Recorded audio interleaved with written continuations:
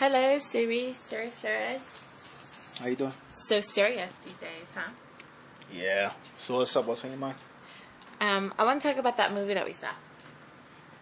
Which movie is that? The scary movie, The Conjuring. Okay. So, it's based on a true story. What are your thoughts? It's a good movie. I mean, it kind of gave. I like the movie itself. It just reminded me of the old school horror flicks, or the old school horror flicks that didn't depend on CGI as much. They depended on the pacing of it, the chemistry of the crew. Like in the old days, where now I think scary movies kind of lost their grit because of CGI effect, and it was a true story, so that always adds to it. Although I do think that a lot of it was exaggerated. I mean, okay. I mean, like there's a part of the movie where the girl was upside down in the chair. Yeah. They were taking pictures. If it was real, we should see pictures of that. I mean, a lot of things are real that you don't see pictures of. I mean, it depends. No, I know, but I think that the haunting was real, but I just think because some of that stuff was just exaggerated, I'm not gonna argue if it was exaggerated or not. I mean, I know most people haven't been into exorcisms or experienced it or seen it. Mm-hmm. You come from certain cultures, you see it all the time. Yeah, you see people walking on coal, people levitating. So if people could levitate, why can't they go upside down? People can get powerful. No, true. But what I'm saying is, in the movie, she like not only levitated, which could happen, but like 7 feet off the ground and then turned upside down with her head facing the ground. Like, that's ridiculous. I'm sorry. Well, I'm not gonna. I mean, the thing is, I'm not gonna argue if it happened or not. I think it happened. I just think the movie exaggerated some parts, and I hate when they do that. Just be real. Well, I wasn't there. So, like I said, I mean, we're harping on the same point. Like, I wasn't there, so I don't know. I know, in certain places, that stuff is real. Like, no know question. It's real. It's real, but I just don't like when they over exaggerate. That's all I'm saying. I don't know. I feel like I'm harping on the same point. Like, okay. So move on to the next point.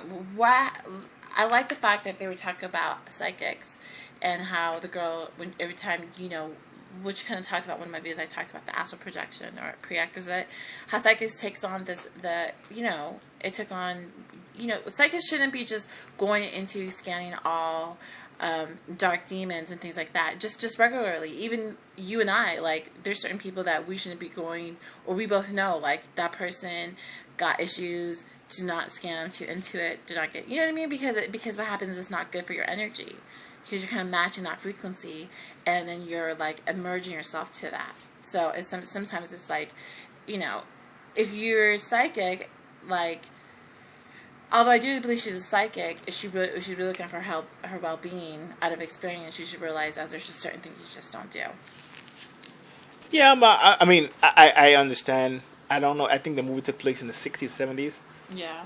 I just think that in general, most people who in the paranormal community, they have a limited understanding of the world that they get into. So I understand when they make certain mistakes. They have a limited understanding of the world they get into. So, but experience, not to me, it's not about understanding, but experience. You learn things from experiences. Like, if I eat at a Chinese restaurant, every time I go there, I have a really bad stomach ache for a whole day. I'm not going to keep going to that Chinese restaurant because my experience validated me that it's wrong. I shouldn't do that because my stomach's going to be hurting. So I say, I crave it, but it's not good. But when you keep putting yourself through that situation, it's kind of like, what the hell is wrong with you? You know what I mean? Mm-hmm. That's just my take on that part of it. But she was kind of weirded out by it, I guess. Huh? Man, I just think that's a whole new world. Even now, people really don't know too much about it. If they did, they wouldn't be going around chasing ghosts with cameras. So, obviously, even today, and I was in the 70s, I think it was in the 60s or 70s, it took place, and it was new back then, and it's still new today, to be honest. I think it's a good movie. I think it did really well at the box office, and I think it just had that old school feel to it. And I kind of sense that people seem to be getting into the paranormal stuff now. Like, for some reason, like the ghost stuff things seem to be shifting more to that, which I kind of like, to be honest. So yeah. Well, how do you feel about the the girl getting bruises on her body? I thought we should kind of explain that for people. I mean, when you deal with astral beings or astral entities, with your ghost, sometimes you can get unexplained bruises on your body. In fact, you could get it a lot. Mm-hmm. So that was basically realistic from my point of view. In the movie, I think they were kind of like draining her. Right. And so then they were marking up her body, and she kept getting more and more and more bruises. Most of the time in real life, people don't really pay attention to stuff like that. Because, you can talk about bruises, but sometimes they even make you unbalanced mentally. They may not leave a bruise like that. Sometimes even diseases could form on the astral first. That's true. Well, I mean, understanding that manifestations of the physical, everything happens in the astral first. So if you're being attacked on the astral plane consistently and you're not even aware of it, or not even trying to protect yourself, then it obviously could happen in your physical. But that's interesting when it happens mentally. How would, I know a lot of the regular question people are going to ask is, how would you know if you're getting affected mentally on the astral, from the astral plane? As opposed to being like physically bruised up and stuff like that. What's the concept of it? Mentally or emotionally? I mean, probably being drained of energy, really drained. Sometimes you got to sleep. Sometimes those are actual entities draining you from the astral when you're awake and forcing you to sleep so your astral body could leave your body and it could drain you more.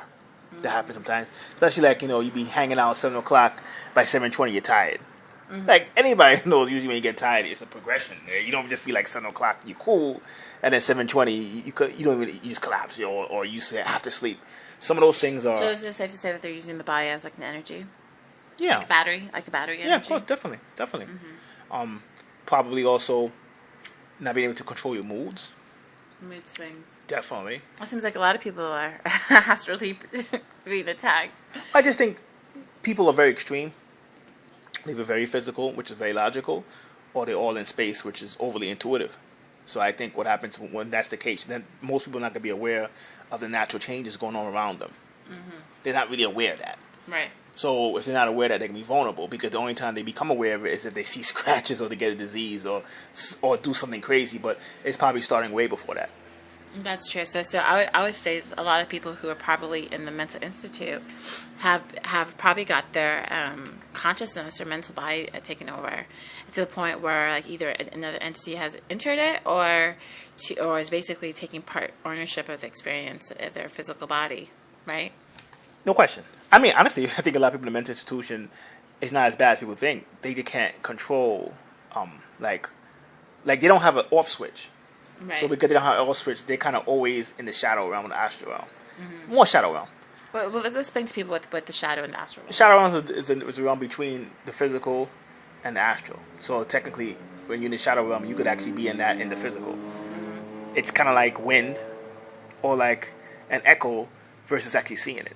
Right. Something. Right. So the physical is tangible. It's like the impression. Yeah, it's like an impression. So the physical is like tangible. You could grab it. Would you say that's kind of like something like when like psychic impressions, like a lot of times, like like you can actually pick up on like pronunciations, or sometimes you can pick up the impression of a presence. Yeah. Or you could pick up maybe like a visualization, or sometimes smells. No question. Smells, definitely. Yeah. Smells falls under the shadow realm, like the wind.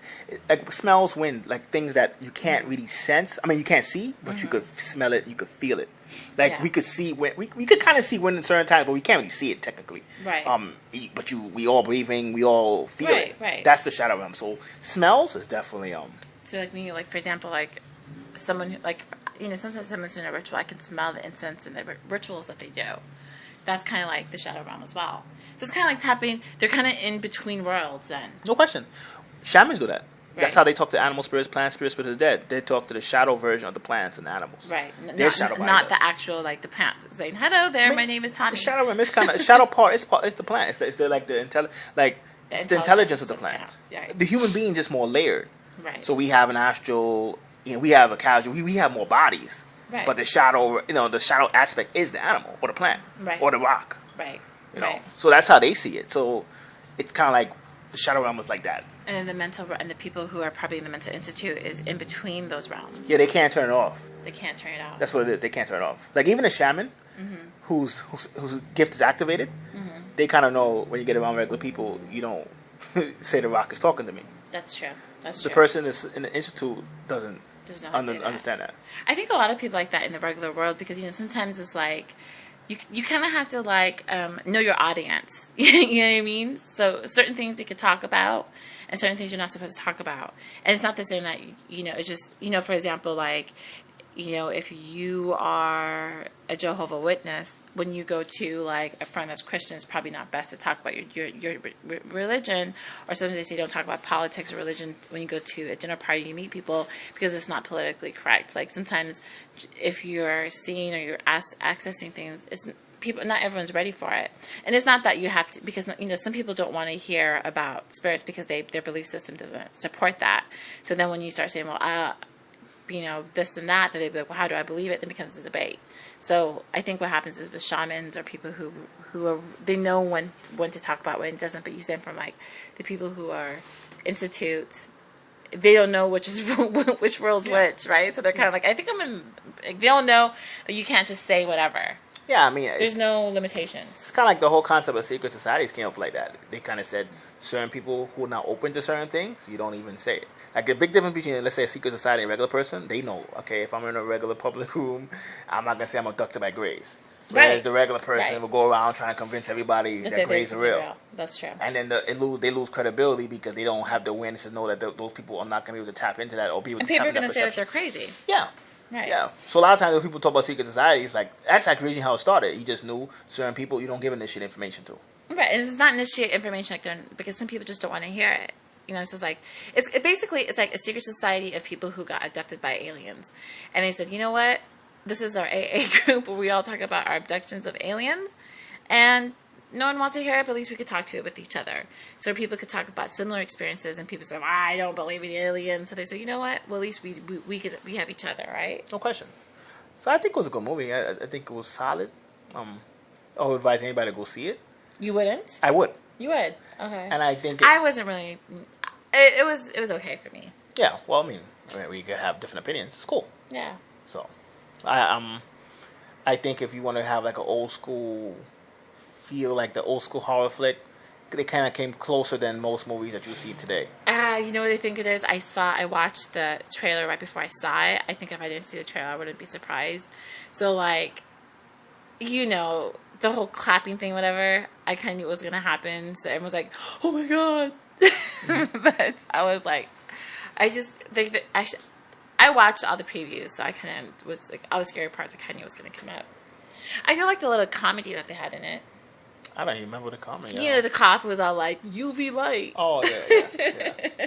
Well, I think that's the old school effect of it. I think a lot of horror movies now are so stiff. Yeah, that's true. That they never, back in the days, it was always a little comedy. Fun. Yeah, it was always fun. We went on like 11 o'clock night, so everyone was all excited, and like the whole thing was packed. Like there was someone like sitting like right next to you, you know. Like we could have been sharing popcorn. It was crazy.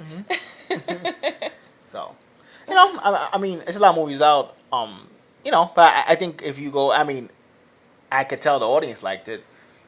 Kind of rare. The last few horror movies I kind of went to, the audience didn't clap. Yeah. They clapped this one.